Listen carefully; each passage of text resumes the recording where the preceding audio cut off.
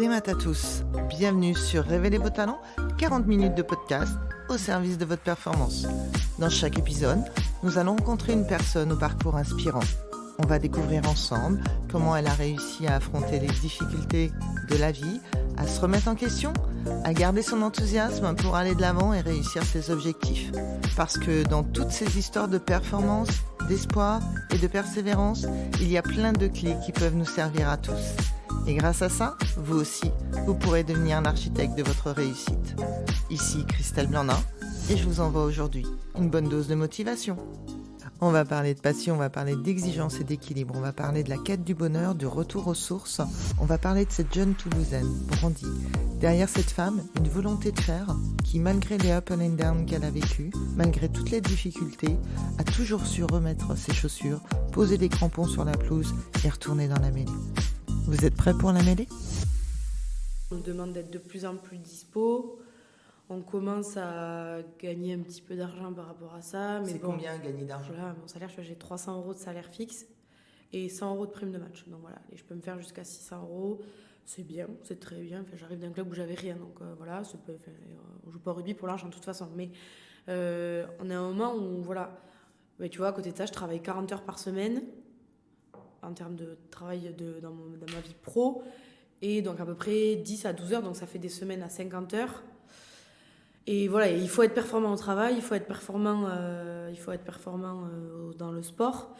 Mais c'est vrai qu'on arrive à un moment où voilà, on nous en demande de plus en plus, mais les moyens, les moyens financiers sont pas mis en place. Organisationnels, temporels, voilà, on aimerait s'entraîner plus, mais on doit avoir une vie complète, tu vois, dans le travail. Et c'est vrai que j'aimerais bien que ça tende à un moment vers du semi-pro avec dans les clubs, tu vois, où on puisse le matin travailler, s'entraîner plus l'après-midi. Enfin, tu vois, on est vraiment à une période où c'est plus trop de l'amateurisme, mais avec des conditions d'amateurisme. Enfin, d'amateurisme, je sais pas si ça se dit.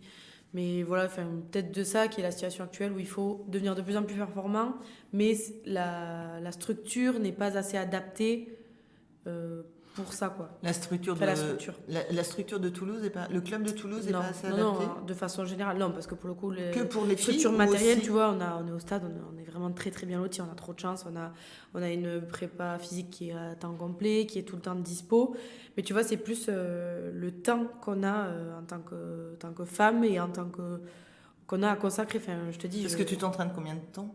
J'ai 3 entraînements de terrain par semaine et 3 muscles. Et du coup, ça fait, en termes de volume horaire, c'est quoi dans la semaine ? On va dire que j'arrive à 17h30 au stade, je fais ma muscu et j'entraîne à 19h30 et je rentre chez moi, il est 21h. Donc j'avais calculé, ça fait à peu près 10-12 heures par semaine d'entraînement. Et tous les dimanches, il y a match ? Et les week-ends, il y a match. Et les week-ends, il y a match. Donc c'est soit en local, soit en déplacement. Voilà, donc c'est souvent, tu rentres à 2h du matin. Voilà, ça te prend le week-end entier. Souvent des choses comme ça, quoi. Et dans l'hypothèse où ça pourrait bouger, ça voudrait dire que le club devrait trouver des sponsors, comme pour les garçons, comme pour les hommes, et financer une partie du salaire. Ça serait quoi l'idée ? Voilà, quelque chose comme ça qui fait qu'on est à travailler en mi-temps, 3/4 temps dans une vie pro pour après voir comment c'est réalisable. En fonction des métiers, c'est pas possible pour tout le monde, mais quelque chose qui déchargerait un peu la vie pro et financièrement qui suivrait au rugby pour pouvoir justement s'entraîner plus et être plus performant à la fin. Tu vois, c'est si tu vas vraiment si tu veux aller vers l'excellence. Je crois que le modèle anglais est un peu plus comme ça. Il y a beaucoup plus de salariés dans les clubs. Là, aujourd'hui, il y a une 50aine de filles qui sont salariées dans le rugby, mais elles sont salariées à la Fédé, donc elles sont à 75% par la Fédé et elles font 25% dans les entreprises. Donc ça, c'est encore particulier. Mais il n'y a aucune joueuse de club qui est salariée. Ça n'existe pas encore pour l'instant. Voilà, en France, ouais. Tu gagnes quelques... Alors que chez les garçons, il y a. Chez les hommes, ils sont salariés. Les espoirs, c'est déjà un peu comme ça. Ils s'entraînent quand même beaucoup, quoi. Les espoirs, en centre de formation, les jeunes, c'est vachement aménagé. C'est comme quand j'étais en pôle espoir, c'était vachement comme ça. J'avais cours le matin et j'avais entraînement tout l'après-midi. Mais voilà, j'étais au lycée, donc il n'y avait pas d'aspect financier, etc. Mais voilà, je pense que c'est un peu la limite où on arrive. On veut du résultat, mais... Et à quoi sert le résultat si les clubs ne veulent pas s'engager financièrement pour les joueurs ? parce que je pense que le marché féminin, c'est un nouveau marché qui commence à intéresser de plus en plus les clubs. Et tu vois, il y a de plus en plus de clubs qui sont rattachés dans les structures pro. Les clubs, donc je sais que le stade est très fier d'avoir toutes ces équipes féminines championnes de France. Ça rajoute, ça étoffe, ça montre que le club est performant, garçons, filles.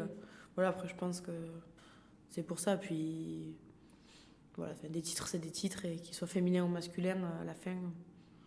Alors, retour aux sources. On parle du Stade Toulousain. On en est parti, on est revenu. On va raconter un peu l'histoire de ce qui t'est arrivé. Du coup, j'ai commencé le rugby. Donc, je t'avais dit en UNSS, en collège à Lannemezan, donc à 1h30 d'ici. Alors ici c'est Toulouse, hein, oui. je précise qu'on est à Toulouse. Oui, c'est ça.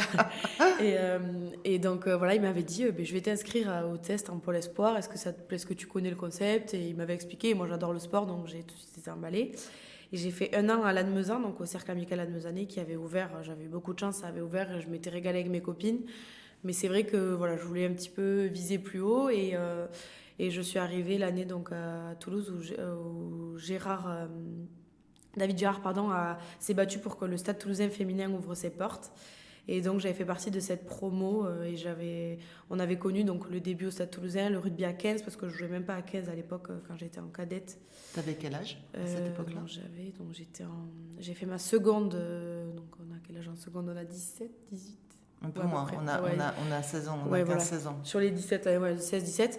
Et donc, après, donc, en première, je suis venue au Stade Toulousain la première année. Donc, il y avait toute ma promo quasiment qui était au pôle. Donc, on jouait la semaine, on s'entraînait ensemble la semaine. Et le week-end, on allait au Stade Toulousain. Donc, j'ai vraiment vu le stade évoluer des débuts donc, en cadette à là en senior. Et c'est vrai que, franchement, comme je disais, on a eu une interview aussi au stade. Et c'est un club qui progresse tout le temps. Ça stagne jamais. Il y a toujours des nouveaux moyens, des nouvelles choses mises en place pour la performance. Vous êtes combien de joueuses? Là, en senior, on est 70 licenciés. 70 licenciés. Voilà, pour 35 filles en groupe élite. D'accord. Et au niveau des hommes? Les garçons, je ne sais pas combien ils sont. Mais pareil, ils ont le groupe pro, je dirais peut-être une centaine, un peu moins. D'accord. Je ne sais pas trop à combien ils tournent. Mais voilà, il y a toujours le groupe pour l'élite, le groupe pour le top 14, le groupe phare. Et après, c'est alimenté par des jeunes, souvent qui font un petit peu la navette entre la 1 et la 2 pour prendre de l'expérience, etc. Donc, tu commences au Stade Toulousain. Et à un moment donné, qu'est-ce qui se passe dans ta vie? À un moment donné, je monte en senior, donc la concurrence est beaucoup plus rude. Et voilà, j'ai envie de haut niveau parce qu'à ce moment-là, je joue en moins de 20 ans, en France moins de 20 ans, en France développement. Donc voilà, j'ai envie de faire, pour la plupart, le 15 de France, c'est un peu le rêve de toutes les joueuses. Et j'arrive à un moment où il y a beaucoup de monde à mon poste et je suis très jeune et voilà, et je prends pas trop de temps de jeu. Manque de patience ou pas, je sais pas, mais voilà, je jouais 20 minutes et je sais que moi j'adore jouer au rugby et je pense que pour progresser, il faut jouer le plus possible. Et donc voilà, et j'ai passé une saison un peu compliquée où je jouais pas forcément. Et donc je m'étais dit, voilà, t'es jeune, il faut aller voir ailleurs. J'ai fait 6 ans au stade et voilà, c'était peut-être un nouveau cycle, il fallait que je voie d'autres choses, d'autres entraîneurs, une autre façon de travailler, etc. Donc j'ai été appelée par plusieurs clubs et j'ai décidé de partir à Bayonne, au Pays Basque, pour voilà, justement voir autre chose. C'était un club, au moment où je suis partie, qui était dans les 3-4 meilleurs clubs français, donc ça restait quand même très correct. Je voulais pas aller dans un club avec des résultats et un classement un peu moins bon pour garder le côté structure, voilà, parce qu'on était quand même très bien logés au stade pour ça. Et puis pas très loin de la maison, en fait, 3 heures de Toulouse. Et pas très loin de la maison aussi, voilà. C'est vrai que je suis prête à bouger pour le rugby, mais voilà, c'est vrai que quand on est plus près de la famille, c'est plus facile.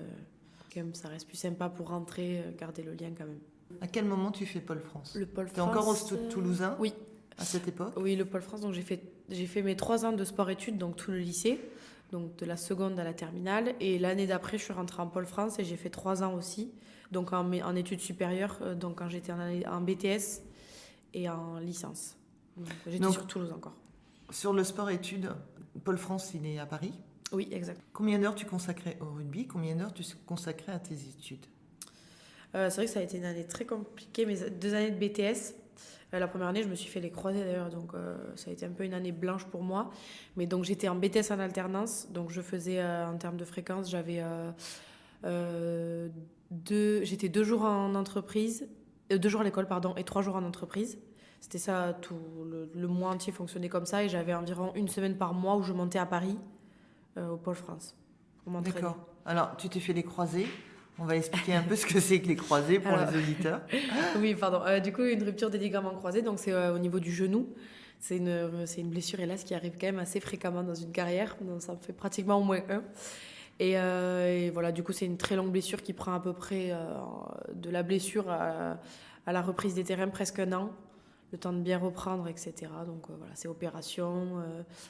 On marche plus au début, il faudra apprendre tout, à marcher, à courir, etc. Et revenir en forme. Et aujourd'hui, c'est OK pour cette blessure? Tu as des séquelles de cette blessure aujourd'hui dans ton sport? Je sais qu'au moment où je me suis fait les croisés, ça a été très difficile pour moi parce que c'est vrai que tout allait bien et ça a vraiment été le premier arrêt brutal. Voilà, un an au placard, on le sait, c'est très long. Mentalement, ça a été très difficile. Je l'ai très mal vécu, mais après, aujourd'hui, donc je me suis fait il y a 5 ans et j'ai beaucoup de chance parce qu'il y en a beaucoup qui se les refont après. Souvent, on dit qu'on se fait l'autre après ou mais je les ai pas refaits, donc aujourd'hui j'ai pas de séquelles. Il m'arrive d'avoir quelques douleurs de temps en temps avec le froid, des choses comme ça, mais comme quand on se fait une opération.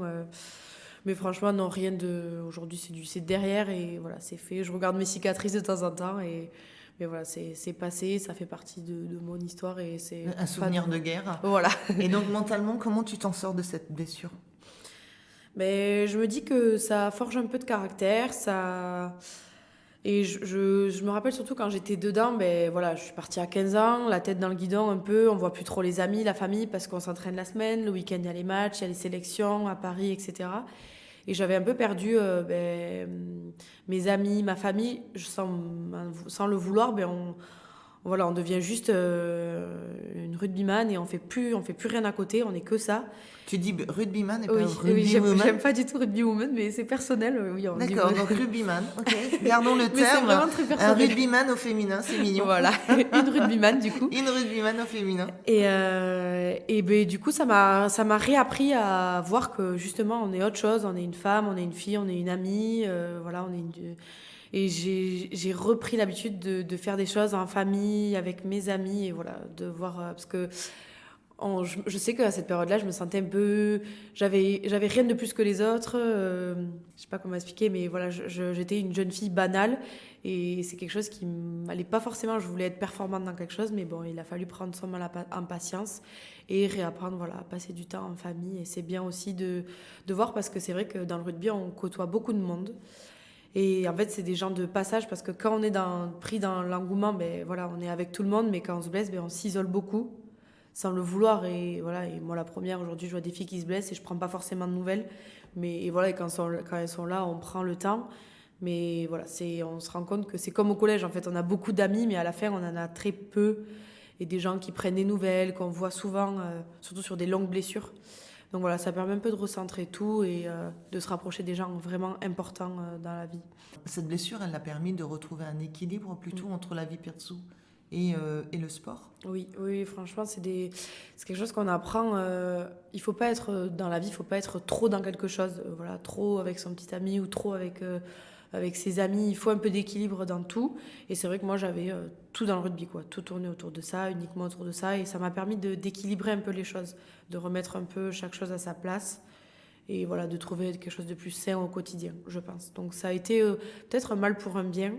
Voilà, de savoir que déjà une carrière, c'est pas tout beau tout rose. Il y a forcément des blessures, voilà, des arrêts, des déceptions, des défaites, des choses comme ça. Et ça forge. Et donc, comme ça m'est arrivé assez jeune, ça permet voilà, de mieux vivre peut-être après les potentielles blessures futures ou les déceptions futures dans le sport. Quand on parle de déception, on va reparler, si tu veux bien, de ce qui est arrivé sur Bayonne, parce que Bayonne ne fonctionne pas comme tu le veux, et on va en parler. Est-ce que tu as réussi à rééquilibrer ta vie, même si le rugby ne fonctionnait pas à ce moment-là? Ou alors on est reparti dans un espèce de cosmos où on s'isole, et du coup, on se donne plus d'ouverture, alors que la blessure nous a donné cette ouverture de dire « je vais dans l'équilibre ». Est-ce que ce qui s'est passé avec Bayonne, tu t'es enfermée ou alors au contraire, tu as pu ouvrir, tu t'es ouverte vers les autres? Du coup, pour recontextualiser, j'ai passé 3 ans à Bayonne et la première année fonctionnait plutôt bien, sauf qu'il y a eu le Covid, donc voilà, arrêt pour tout le monde de la compétition et s'en est suivi ensuite 2 années un peu compliquées avec beaucoup de pertes de joueuses, etc. Et en fait, on a un peu vu le club, qui était plutôt un club assez performant, descendre en termes de standing, de par les départs des joueuses, etc. Et la non-arrivée de filles, de filles de bon niveau. Et du coup, ça a amené jusqu'à la fermeture de l'équipe élite. Donc, je crois que ça c'était jamais arrivé dans l'histoire du rugby féminin. Je suis pas sûre que ça, c'est quelque chose. Enfin, la fermeture d'une équipe à élite, je pense pas que ça soit arrivé au passé. Disons que ça a soudé le groupe au moment où c'est arrivé. Ça a été quelque chose de très particulier. Ça nous a vachement rapprochés. Les joueuses, elles étaient toutes des joueuses nationales ou il y avait aussi des internationales? Non, on n'avait plus d'international à ce moment-là. C'était vraiment des joueuses qui avaient l'habitude de jouer en élite, mais il n'y avait pas trop de filles qui avaient joué à plus haut niveau. Et voilà, c'est quelque chose qui nous a vachement soudés. Et bon, par contre, ça a cassé. Il y a eu vraiment une rupture dans le club et c'était très particulier de vivre quelque chose comme ça. Mais voilà, ça nous a vraiment soudés les unes les autres. Donc humainement, ça a été fort. Ça nous a vraiment rapprochés avec certaines. En quoi cet épisode de vie, elle t'a permis de travailler ta résilience et de rebondir pour revenir ici? Comment tu peux l'expliquer? Qu'est-ce qui s'est passé dans tout ce cheminement? Pourquoi tu t'es accrochée à vouloir continuer ce sport? C'est vrai que pour la première fois de ma vie, dans cet échec un petit peu au niveau du club, je m'étais posé des questions. Est-ce que j'ai encore envie de ça? Parce qu'à ce moment-là, le rugby ne m'apportait plus rien. Personnellement, j'y trouvais plus aucun plaisir parce qu'on n'était plus que 10 à l'entraînement. Voilà, c'était devenu très très compliqué. On avait on se battait pour plus rien finalement parce que la saison était réduite à néant. Et voilà, c'était très compliqué de tenir jusqu'au bout. J'ai même pensé à arrêter le rugby à ce moment-là. J'ai même essayer un entraînement de handball pour dire à quel point voilà, j'avais perdu le goût de ce qui m'animait depuis des années. Mais après, je me suis assise chez moi et je me suis dit, mais en fait, le rugby, t'en fais depuis 10 ans. Toute ta vie tourne autour de ça, t'as tout sacrifié pour ça et parce que tu veux performer dans ce sport-là. Et est-ce que tu vas laisser, entre guillemets, cet échec prendre le dessus sur toi et baisser la tête et je me suis dit que j'étais pas une personne comme ça et que justement je voulais me battre pour ça, donc je voulais pas entre guillemets couler avec toute l'histoire de Bayonne et donc j'ai eu de la chance aussi, il y a des clubs qui m'ont appelé à ce moment-là, ça n'a pas été le cas de toutes mes copines dans cette situation, mais mon passé a fait que tant mieux pour moi, on m'a appelé dans d'autres clubs et donc voilà, je me suis dit que je voulais pas m'associer à cet échec-là et me dire que je ne valais plus rien en termes de rugby. Et donc, j'ai un peu touché le fond pour rebondir là-dessus aussi. Et voilà, et après, des clubs m'ont appelé et tout s'est enchaîné super vite. Et je me suis des clubs de bon niveau. Donc, je me suis dit, voilà, t'as eu raison de croire en ça, t'accrocher à ça. Et le futur, voilà, comme j'avais dit, voilà, les croisés, ça a été un down. Et après, il y a des belles choses qui arrivent derrière, l'équipe de France. Et puis, voilà, je pense que c'est comme dans la vie, il y a des hauts, des bas. Et il faut toujours espérer qu'il y ait du mieux qui arrive après. Et voilà, aujourd'hui, je regrette pas du tout d'avoir cru. Et le meilleur est à venir, j'espère. Où est-ce que tu mets la chance dans le rugby? Ou dans la vie en général? Est-ce que c'est de la chance? Tu dis, mes copines, elles n'ont pas été appelées. Moi, on m'a appelée parce que j'avais un parcours. Les autres aussi, elles avaient certainement un parcours. Qu'est-ce qui fait que toi, tu penses que tu as provoqué cette chance qu'on t'appelle? Pour moi, la chance, je laisse pas trop... Je pense qu'il y en a par rapport à... Il faut plaire à des entraîneurs à certains moments. Enfin, voilà, par exemple, je pense qu'en équipe de France, comme dans tous les sports, on choisira un tel plutôt qu'un tel parce que il plaît plus à cette personne-là qui entraîne à ce moment-là. Pour moi, c'est ça le facteur chance. Mais après, le reste, non, j'aime pas trop parler de chance. C'est plutôt, on travaille et on a un peu ce qu'on mérite par rapport à son investissement, par rapport à ses performances pures. Voilà, c'est plutôt pour ça que je parle de chance, mais pas... Voilà, ça prend vraiment très peu de place dans les choix. Donc, je sais pas, oui, peut-être la chance qu'on m'appelle, ça reste une chance. Mais voilà, il faut la saisir. Voilà. En tout cas, tu Oui, l'as saisie. oui. Tu aurais pu ne pas la saisir, Oui. tu l'as saisie. Comment ça se passe du coup, ce retour à Toulouse? Qu'est-ce que ça entraîne pour toi dans ta vie et dans ton équilibre de vie? Ben, c'est un peu un départ à zéro parce que c'est vrai que même si tout au long dans le rugby féminin, on nous dit beaucoup, il y a un double projet qui est très important voilà, pour éviter le modèle garçon où à des moments les garçons ont misé tout sur le sport et puis voilà, ils se blessent et ils n'ont plus rien. Voilà, on fait des études, etc. Mais bon, moi j'ai fait un petit peu pour avoir un bagage sans trop m'y consacrer parce que c'était vraiment le rugby. Et donc très contente d'avoir un bagage, mais je savais pas trop ce que C'est je quoi voulais comme faire. type de bagage? T'as un BTS de quoi? Aujourd'hui, j'ai un bac plus 3, donc un BTS assistante de gestion, PME-PMI, et une licence sciences de l'éducation, parce que voilà, il y avait plusieurs domaines qui m'intéressaient, mais j'ai pas trop trouvé encore trop trouvé ma voie. Du coup, oui, sur Bayonne, j'avais un peu un travail alimentaire, le rugby, ça n'allait pas, donc c'est vrai que j'étais arrivée à un moment où ça n'allait pas trop, finalement. Ça a été plutôt un échec plutôt que de la réussite, Bayonne, pour moi, mais bon, voilà, il faut pas regretter ses choix, et ça sert forcément, il faut tirer des leçons de tout. Et donc, du coup, là, je souhaite reprendre les études maintenant que je suis revenue sur Toulouse. Le rugby, ça se passe très, très bien aujourd'hui. J'ai eu la chance jusqu'ici, on a fait 4 matchs. Je joue tous les matchs quasiment entièrement. 4 À titularisations. quelle position? En 3e lignelle. D'accord. Donc, numéro 6 et 7 dans la mêlée. Et donc, voilà, du coup, ça se passe plutôt très, très bien. Voilà, il faut encore travailler. Le championnat commence ce week-end, justement. Premier match de championnat. Mais sinon, j'en tire vraiment que du positif pour l'instant. J'ai vraiment tourné une nouvelle page, un peu reparti de zéro. Et donc voilà. Qu'est-ce que tu veux reprendre comme étude du coup? J'aimerais bien devenir assistante sociale. Je veux travailler dans le social. J'adore les enfants, j'adore les gens, j'adore aider. Donc je pars sur assistante sociale. J'espère que c'est quelque chose qui va me plaire, mais j'en doute pas. Aujourd'hui, je suis surveillante en collège. Et voilà, je m'inspire beaucoup de l'assistante sociale justement du collège. J'essaye beaucoup d'aider les jeunes, parce que je suis dans un collège d'un niveau précaire un petit peu. Donc voilà, j'adore vraiment ce que je fais et j'espère que ça va aboutir sur mon futur métier d'assistante sociale. Donc reprise d'études pour moi l'année prochaine. Pour combien d'années? 2. 2 années. 2 ans. Donc à Toulouse, oui. On reste ici, dans la ville rose. Voilà, on va parler un petit peu des outils de la préparation mentale, hein, si tu veux bien, puisque dans notre première interview, on avait parlé de la préparation mentale collective, et là, ça revient sur le sujet. Les mots préparation mentale, Brandy, pour toi, qu'est-ce que tu mets derrière? Alors, il y a quelques années, je t'aurais dit, j'en ai pas la moindre idée. Et j'ai connu ce terme dans les équipes de France. On a commencé à nous en parler.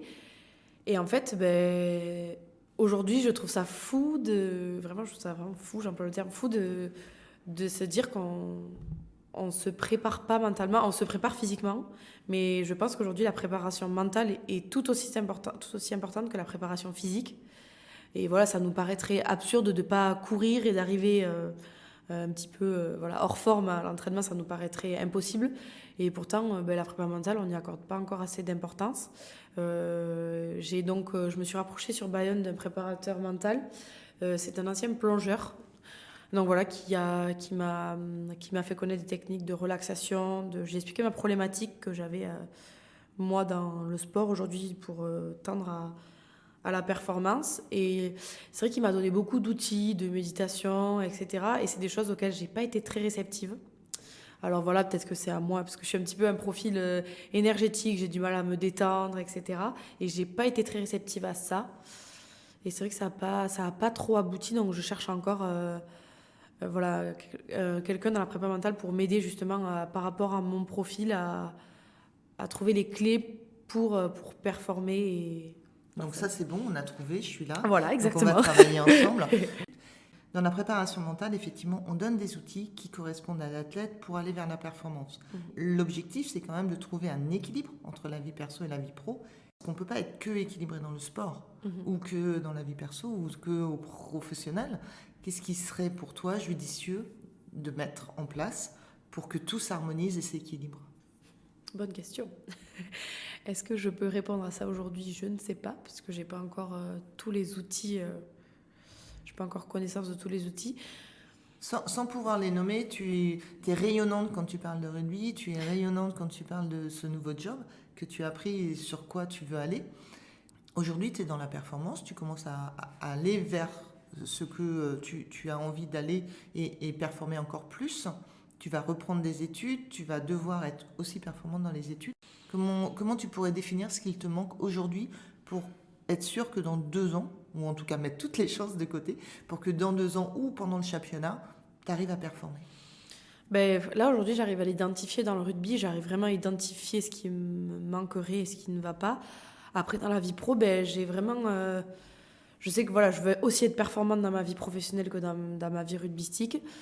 Voilà, je veux pas faire un travail pour le faire, etc. Je veux vraiment fonctionner et bien y arriver. Aujourd'hui, je n'ai pas trouvé le travail. Je pense qu'il faut quelque part un peu de passion dans son travail. Il faut vraiment aimer ce qu'on fait et j'ai pas encore trouvé ça. Donc c'est pour ça que voilà, ça fonctionne pas forcément. J'ai essayé quelques petits jobs, mais rien qui dure dans le temps parce que c'est pas ce qui me fait vibrer un petit peu. Donc T'as voilà, pas trouvé ta voie. C'est comme voilà, si tu c'est fais ça. du rugby professionnel ou du rugby amateur. Donc tu as fait un C'est ça. travail amateur et là tu vas dans un travail professionnel avec ce que tu as envie de faire. Si demain tu fais le championnat, est-ce que tu penses que tu es armé mentalement, aussi bien que physiquement, pour performer? Je pense être plus armée physiquement que mentalement aujourd'hui, ça j'arrive à l'identifier. J'essaye un peu, j'arrive à pointer du doigt ce qui va pas forcément, mais j'ai pas encore les réponses. Voilà, je sais que j'arrive à identifier que, par exemple, je prends beaucoup de plaisir à m'entraîner. Et le jour de la compétition, ben, c'est moins du plaisir parce que beaucoup de stress, envie de bien faire, etc. Et donc, voilà, je sais que mon stress impacte mes performances encore aujourd'hui. Et voilà, donc je sais je sais où je dois travailler. Ça, c'est dans le Un petit sport peu. et tu ne penses pas que sur le côté professionnel, ça pourrait juste calquer et faire du mimétisme et faire la même chose? Ben, je pense que ça le fera le jour où ben, je serai assistante sociale sûrement. Voilà, la peur de faire un mauvais choix, la peur de pas... Voilà, peut-être que c'est se fixer des objectifs un peu trop par rapport à ce qu'on peut réaliser sûrement. Mais voilà, dans la nature, j'ai envie de bien faire dans tout ce que je fais et ben, c'est pas toujours possible parce qu'on est humain et que voilà, à des moments on échoue, à des moments ben, il faut apprendre, je pense qu'être un bon assistant social, ben, c'est avec le temps, les années, l'expérience, on s'est trompé, on se relève et on fait les bons choix avec le temps. Donc comme sur un terrain de rugby, Voilà, on est dans la finalement, c'est mêlée, ça. on tombe, on se relève, on regarde les coéquipiers qui sont autour, coéquipières qui sont autour, et on se relève et on se remet dans l'action, on définit des objectifs, on module aussi nos envies, nos besoins, et puis ce sur quoi on est capable de jouer le jour J. Donc exactement comme la similitude, elle est assez Oui, c'est fine vrai. et assez claire, en tout cas, C'est vrai. de ce qu'on peut voir. Aujourd'hui, je redonne une baguette magique à Brandy. Qu'est-ce qu'on en ferait cette fois-ci de cette baguette magique? Je pense que dans le podcast, je vous verrai, je vous mettrai les deux, on comparera. Qu'est-ce Oui, qu'on c'est en vrai, ferait? je me souviens très bien de ce que j'avais répondu. Ah, dommage. Oui. Non, mais qu'est-ce que je dirais aujourd'hui avec cette baguette magique? Non, ben franchement, de continuer que les choses restent comme elles sont et que voilà, que de continuer à être en bonne santé, ma famille aussi, voilà, c'est des choses comme ça que je souhaiterais aujourd'hui, que les choses continuent et après je m'occupe du reste, de travailler et que la situation reste telle qu'elle et voilà, j'ai beaucoup de chance dans la vie, donc voilà, ça serait ma réponse du jour. On a les JO qui arrivent. Mm. Ce sont des exemples. En tout cas, il y a plein de petites filles et de plein de petits garçons qui vont regarder les athlètes, qui vont regarder tous les sports. Toi, tu as découvert ton sport à quel moment? Est-ce que c'est par l'intermédiaire d'un athlète ou c'est juste en étant dans la pratique avec tes amis? Alors, moi, ça m'est arrivé parce que je viens d'une terre où le rugby est un sport un peu roi. Et j'étais pas du tout prédestinée à ce sport. Je suis une footeux. Vraiment, tout le monde a fait du foot dans ma famille. J'ai un peu essayé le basket parce que j'ai pas du tout accroché avec le foot. Et voilà, il me manquait quelque chose et j'ai un peu essayé le rugby par hasard. Je crois que ça rapportait quelques points en brevet à l'époque. C'était vraiment essayer pour essayer. J'y suis allée et j'étais pas très convaincue. Dans ta chambre d'étudiant, enfin dans ta chambre d'ado, tu avais des posters de... J'avais des posters de basketteurs, ouais, de basket. J'avais pas trop. pas de référence féminine en niveau de sport À ce moment-là, non, à ce moment-là, non. pas trop. Et voilà, ça m'est même pas arrivé par hasard et ça a vraiment été la révélation. Et je me dis que même aujourd'hui, je baigne dans un milieu de collège et c'est à ce moment-là où on se forme et on a tellement de stéréotypes, de clichés. Ben, voilà, faut pas se salir, faut pas se faire mal, le rugby, la bagarre, nanana. Et on s'enferme à des choses qu'on aurait peut-être envie d'essayer, mais les parents qui veulent pas parce que c'est trop risqué, c'est trop dangereux, fais de la danse plus tôt. Voilà, et c'est vrai que on se cantonne à des choses. Enfin voilà, je pense que la société fait bien les choses encore sur les femmes, on avance, on évolue. Il y a de plus en plus de femmes qui performent dans les sports de combat, dans la boxe, le rugby, le football américain, j'en sais rien, dans plein de disciplines. Et petit à petit, mais c'est vrai qu'il faut casser les codes, quoi, et on n'essaye pas. Voilà, je pense que j'étais à une période où j'aurais pas essayé le rugby moi-même toute seule parce que j'aurais peut-être eu honte d'être un peu associée à un garçon manqué ou des choses comme ça. Et aujourd'hui, je suis à milieu de penser ça et j'essaye justement de transmettre à mes petits collégiens de changer ça un petit peu, quoi. Et tu leur parles de ta passion rugby, tu parles de ton sport de haut niveau avec ces collégiens? Oui, j'en parle beaucoup avec eux et j'essaye beaucoup, surtout auprès des filles, que je démarche un peu plus pour essayer de les pousser à... Parce qu'il y a une section collège dans le collège où je travaille. Et j'essaye de les pousser et j'écoute leurs arguments. Et voilà, je me dis, j'étais sûrement pareil il y a quelques années. Donc je leur parle de mon vécu. Et voilà, ce qui les fait briller surtout, c'est les voyages à leur âge parce qu'ils savent pas trop... ils connaissent pas trop encore, mais les voyages, les choses que ça m'a fait vivre, et ça les fascine un petit peu. Ils aiment beaucoup que je leur raconte. Voilà, ils aiment beaucoup le Stade Toulousain parce que c'est quelque chose localement très connu. Et donc voilà, j'essaye un peu de leur montrer qu'on peut vivre de super choses et des choses auxquelles elles pensent même pas aujourd'hui, et qu'on peut vivre des très très belles choses plus tard. Est-ce qu'il t'est déjà arrivé de voir une jeune fille ou un jeune garçon au bord d'un terrain venir te voir, poser une question? T'as déjà vécu ça? Oui, ça m'est déjà arrivé en équipe de France, surtout de signer des autographes. Et c'est vrai de se dire... Ça m'est même déjà arrivé que des enfants m'envoient un dessin de moi en équipe de France, dessiné en joueuse de l'équipe de France. Et je me dis, c'est super beau parce que moi, je me considère comme une personne lambda. Et pour quelqu'un d'autre, je suis un petit peu un deviens un rôle exemple. modèle, du Voilà, coup. c'est ça, un petit peu modèle. Et c'est vraiment super agréable de vivre ça. Et je souhaite à tout le monde de le vivre. Parce qu'on est forcément tous doués dans quelque chose, que ce soit dans le sport ou dans l'art. On impressionne forcément, on a tous des qualités. Enfin, moi, je suis vraiment convaincue que tout le monde a un peu un super talent dans quelque chose et qui serait apprécié par les autres. Et c'est vrai que c'est valorisant en tant qu'humaine qu'on admire un peu ce qu'on fait, quoi. Donc, des super talents pour révéler tes talents. Voilà, Super, on c'est fait ça. la boucle de la boucle. C'est ça. Merci Brandy d'être avec nous en tout cas aujourd'hui. Merci à toi, Christelle. Cet épisode vous a plu? Eh bien, bonne nouvelle. On se retrouve très bientôt avec un nouvel invité. En attendant, si vous souhaitez continuer à être l'architecte de votre réussite, rejoignez la communauté K Mental et Performance sur Instagram, Facebook ou www.mentalesperformances.bzh. N'hésitez pas à nous partager votre expérience et vos retours. Merci, Kenavo.